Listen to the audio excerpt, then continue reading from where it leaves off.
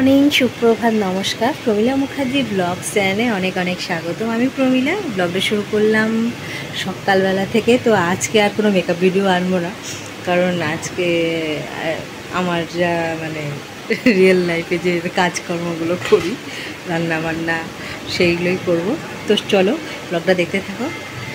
তো এই দুদিন ভিডিওগুলো এনেছি, কেমন লাগলো তোমরা বলো, কারণ আমার ভিডিওগুলোর টাইমিংটা একটু ওলট পালট হয়েছে।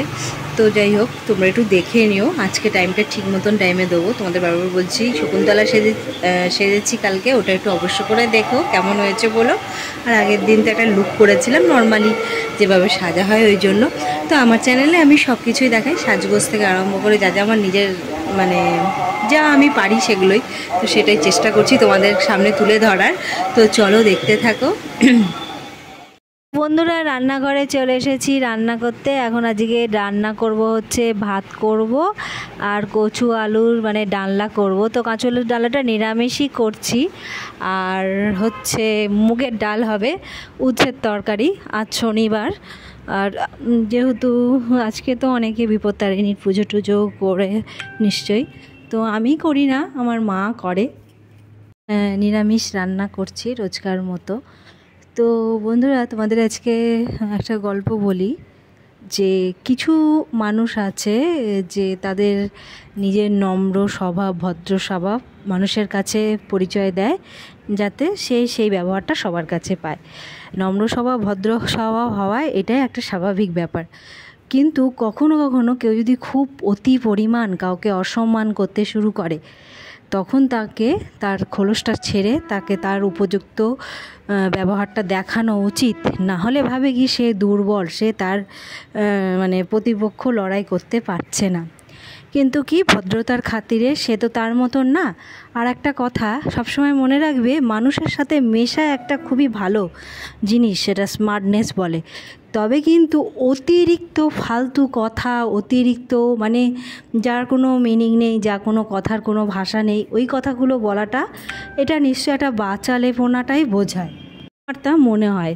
তো সেটাই তোমাদের বলছি, কারণ আমি গল্প করতে, কথা বলতে সত্যি ভালোবাসি। হ্যাঁ, স্থান কাল জায়গা বুঝে বলি। বেফালতু কথা আমি কখনোই সেভাবে কাউকে বলি না। খুব কাছের মানুষ, মানে যাকে খুব কাছের মনে করি, তো কাছের বলতে বাবা মা, সন্তান, স্বামী, এরাই কাছের। এদের কাছে যা আমি ছেলে মানুষই বেখেয়ালি কথা বললেও সাজে। কিন্তু আমি এখন যদি রাস্তাঘাটে বেখেয়ালি কথা লোকের কাছে বলে বেড়াই, সেটা নিশ্চয়ই একটা বোকামি ছাড়া কিছুই হবে না। তো অনেকে এইগুলো করে, মানে তারা উচ্চশিক্ষিত হয়েও অনেক সময় করে, মানে একটা বেফালতু কথা বলে, একটা স্থান কাল পাত্র বোঝে না। এগুলোকে তাদের নিজস্ব মানে কি বলবো, কাউকে ছোট করার উদ্দেশ্যে করে কিনা জানি না। তো যাই হোক, আমার রান্নাবান্না কমপ্লিট। আজ এই কথাগুলো বললাম, মনে হলো তাই বললাম। রান্না কমপ্লিট হয়ে গেছে, ওরা এখনও ঘুমাচ্ছে, ওদের ডাকবো। তো আজকে তাড়াতাড়ি করে নিয়েছি, নাহলে আমার সব সমস্যা হয়ে যায় এভাবে একটু লেট করে করলে পারে। খাবারটাও ঠান্ডা হলে জিনিসটা ভালো থাকে। যা টিফিন কোটও কিনেছি, মানে আমি কিনিনি, ওই কিনেছে, তো খুব বাজে জিনিস দিয়ে ফেলেছে। তো যাই হোক, বেচারা বলে এসে প্রত্যেকদিন, খুব মানে কি বলবো, খুবই তো দাম দিয়ে তো পয়সা দিয়ে কিনতে হয়েছে, জিনিসটা একদম যাতা হয়ে গেছে। তো চলো পরে আসছি। পুরা ব্লগটা এবার শেষ করে দিচ্ছি, আগামী নেক্সট ব্লগে আবার দেখা হবে। তো সকালবেলা তোমাদের সামনে এসেছিলাম, আজকে আমার যে সকালে ডেলি রুটিনটা করি ওইটা নিয়েই সামনে এসেছিলাম। তো সকালটুকু যেটুকু টাইমটুকু, মানে ভোর থেকে একদম 7টা বলো, 7:30 বলো, কোনো 8টাও বেজে যায়, তো সেই টাইমটুকু তোমাদের কাছে শেয়ার করলাম। তো যদি ভালো লাগে চ্যানেলটা অবশ্যই লাইক, শেয়ার, কমেন্ট, সাবস্ক্রাইব করে পাশে থেকো। এটাই আমার ডেলি লাইফ।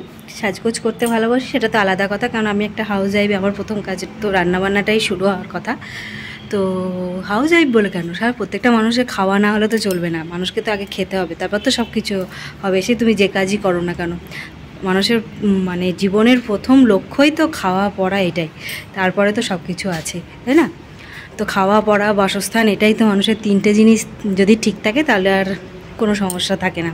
তো এর জন্যই মানুষের জীবনের এত লড়াই, এত কিছু, মানে যাই বলো, তারপরে তো সব কিছু আছে।